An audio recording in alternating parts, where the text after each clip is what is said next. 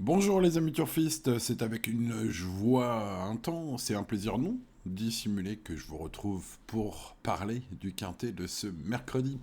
Allez, ce mercredi, base, favo, choco, tocard du jour. Comme d'habitude, on commence par étudier tous les partants. Allez, c'est un quintet ouvert pour un quintet de trop. Ils sont tous au même poteau de départ. Il y a 2700 mètres. C'est niveau groupe hein, aujourd'hui. On est gâté en plein milieu, au cœur de la semaine, avec ses 16 chevaux de qualité.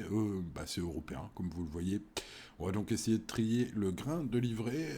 On met le petit pouce sur la vidéo et let's go. On commence par Kimia Duchesne, qui est une fille de Burt Parker, qui est en forme.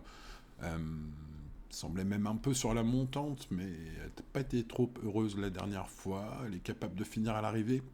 Alors, pour Kémia Duchesne, hein, qui avait fait un début de carrière superbe, euh, depuis quand même quelques mois, voilà, maintenant il faut un bon parcours. C'est une question de déroulement. Fut un temps, elle avait un petit peu de marge, une marge qu'elle n'a plus, et puis notamment dans Solo, hein, c'est la moins riche d'ailleurs. Voilà, néanmoins, attention, il y a de la qualité quand même chez Camilla Duchesne. Si Franck Nivard nous sort, comme parfois, hein, des petites drives dont il a le secret, qui se cache bien et qui sort au bon moment tel un diable de sa boîte, ce numéro 1 peut couper l'arrivée. Le numéro 2 coule, Deschamps rentre après un long break.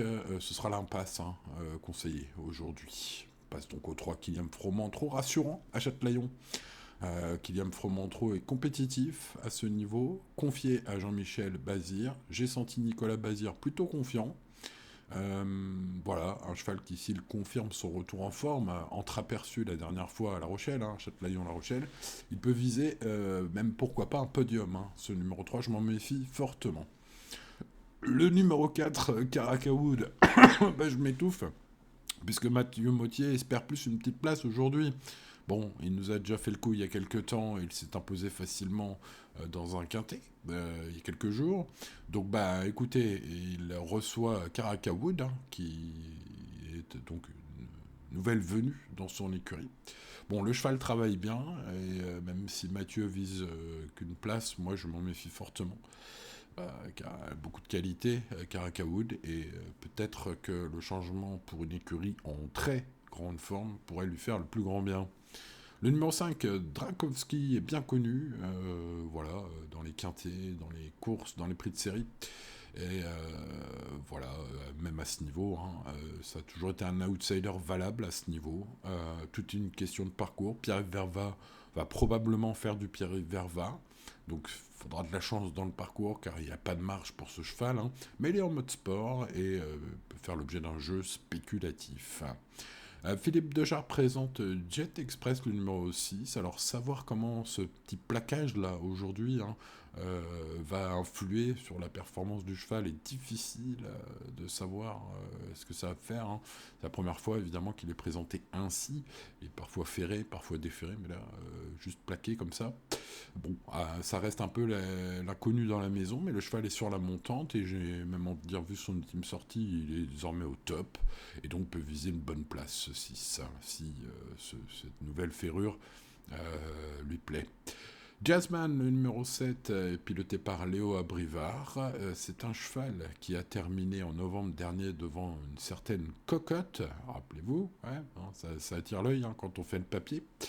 Donc, écoutez, elle n'a pas été revue depuis, il n'a pas été revu, hein, pardon, depuis mars, Jazzman, mais alors, quelle chance théorique il a, hein, voilà, on va s'en méfier. Avec sa musique superbe depuis le début de sa carrière, Carambar, bien écoutez, pour être un joli bonbon, aujourd'hui il semble incarner la sécurité dans ce quintet plus vu ses ultimes sorties. Alex Abrivard est aux manettes, la confiance dans son entourage est très bonne.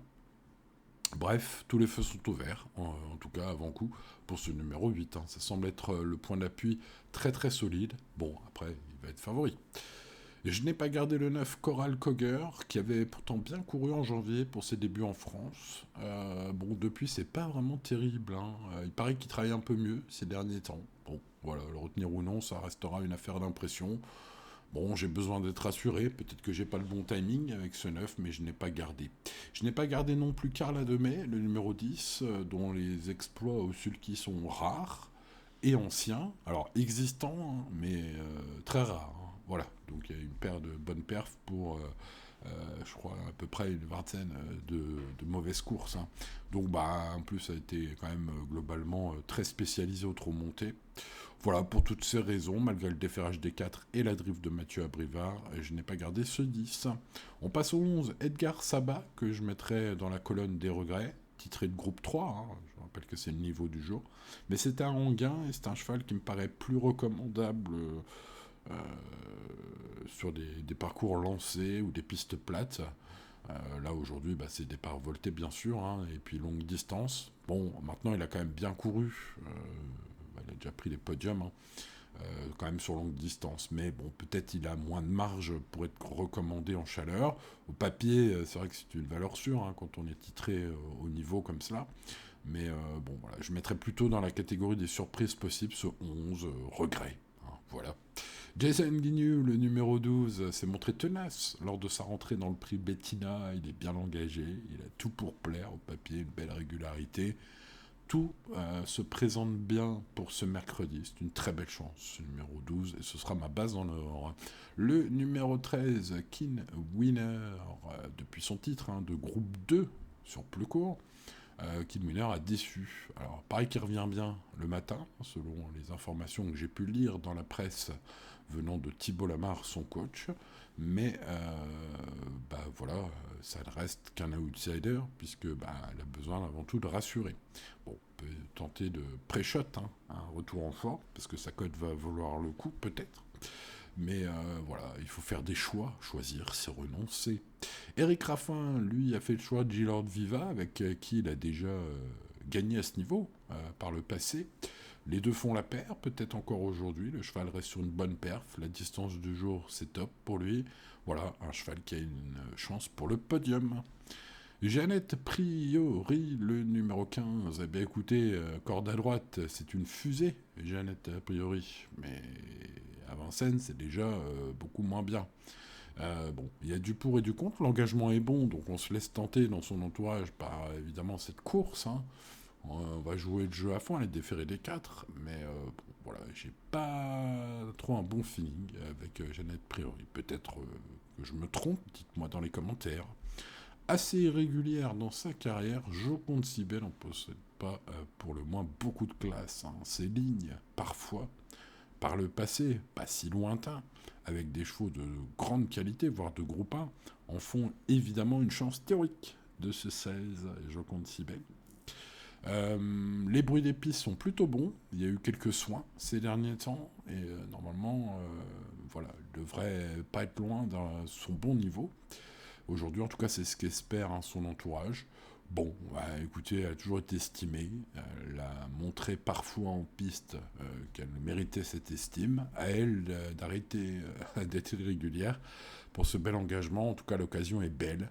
La cote va être sympa. Bref, ce 16 peut être un joli coup de poker à tenter, les amis. C'est mon avis. Allez, ma base, je passe sur Jason Guignou pour tenter de battre le favori. Ce 12, voilà, ce sera ma base quintée en or. Beaucoup de raisons d'y croire.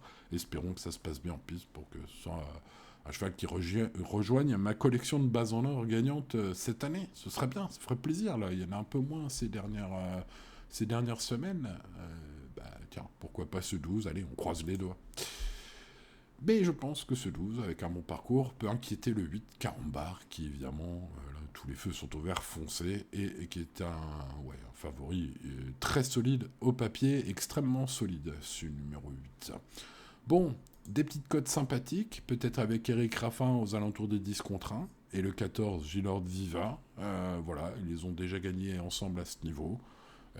Voilà, la distance ce sera top, hein, pour Gilord Viva. Et puis la forme, hein, voilà, ces deux dernières courses sont bonnes. Bref, c'est une troisième base tout à fait possible, hein, ce numéro 14. Bon, ensuite, spéculons. Je compte Sibé, évidemment, sur sa qualité, sur ses meilleures lignes, sur aussi les bons bruits d'écurie sur ce 16. Peut, pourquoi pas, couper les rêves de beaucoup de turfistes, mais pas les nôtres, puisqu'on va mettre ce 16 dans le prono. Allez, je pars sur 3 bases, 12, 8 et 14, les amis, vous l'avez compris. En quatrième base spéculative, on peut tenter le 16. Et puis ensuite, bah écoutez, 3, 4, 6, 7. Bon, alors, choisir c'est renoncer. Aujourd'hui, croyez-moi, j'ai renoncé à pas mal d'autres chevaux, hein. J'ai tenté Jean-Michel Bazir avec Kylian Fromentro le 3, Caracao le 4 avec Mathieu Mottier et l'écurie en forme étincelante, Jet Express pour sa belle montée en puissance cette saison, le numéro 6, et puis Jasmine sur sa qualité. N'oublions pas qu'il a devancé Cocotte il y a quelques temps ce 7. Faut peut-être le mettre sur un ticket ou deux.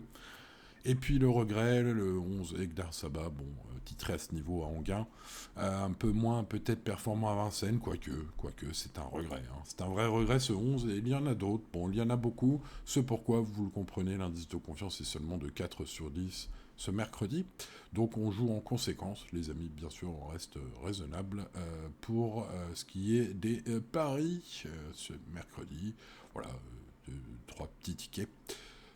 Pas trop cher, en tout cas pour ma part, ce que je vais faire. Voilà, bon, bah écoutez, bonne chance, hein. On peut quand même, à force de tourner autour du pot, tomber dedans, espérons pour que ce soit aujourd'hui, évidemment, c'est ce que j'espère, mais restez raisonnable.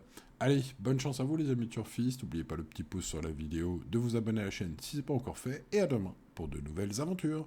C'était Simon, ciao ciao.